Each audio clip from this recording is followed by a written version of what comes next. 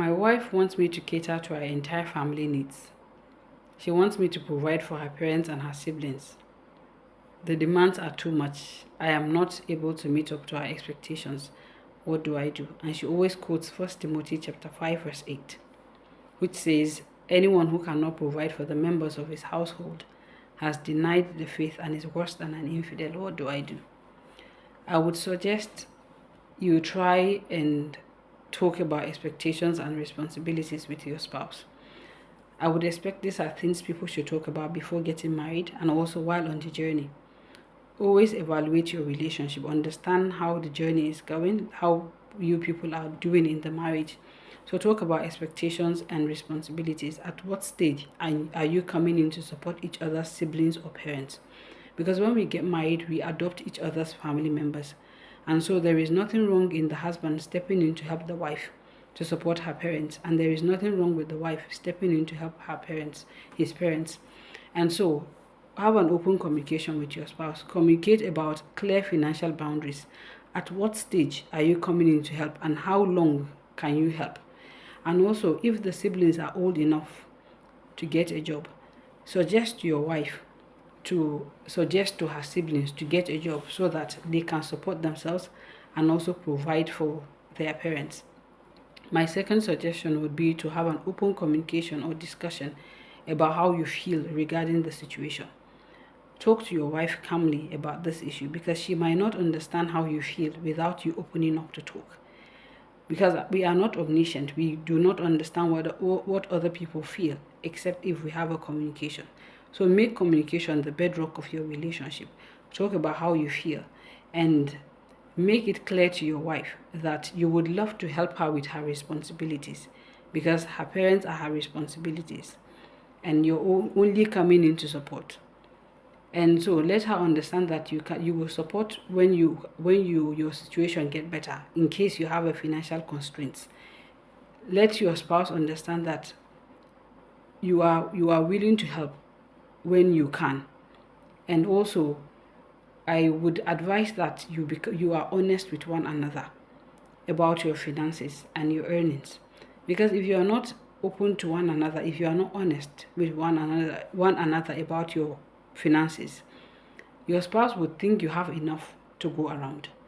But if you are open to one another, I think some demands will not come into place because your spouse knows at what stage you can come in to help. My final suggestion would be that we all get into marriage with the right motive.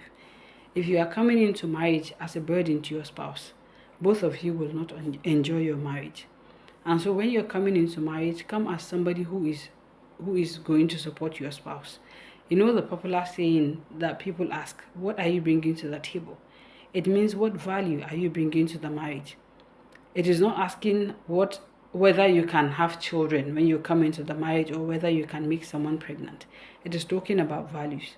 What values are you bringing to the table? Like what support are you bringing instead of becoming a burden to your spouse?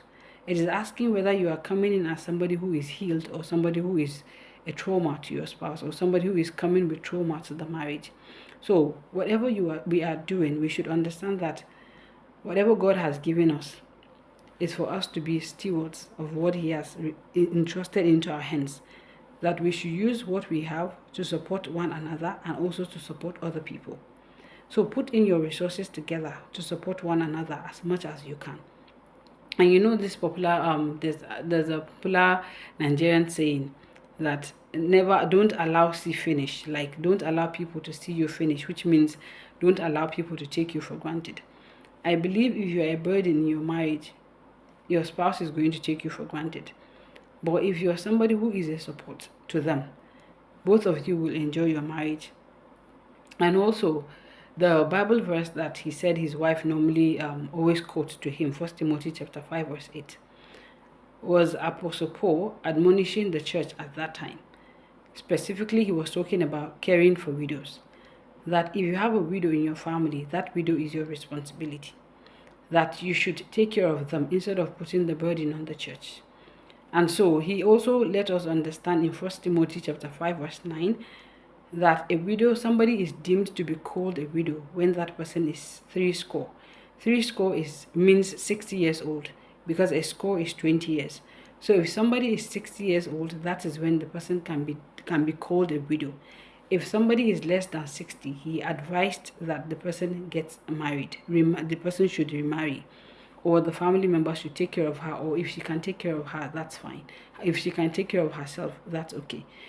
And also, he has advised that the person can be called a widow if she has been a wife of one husband.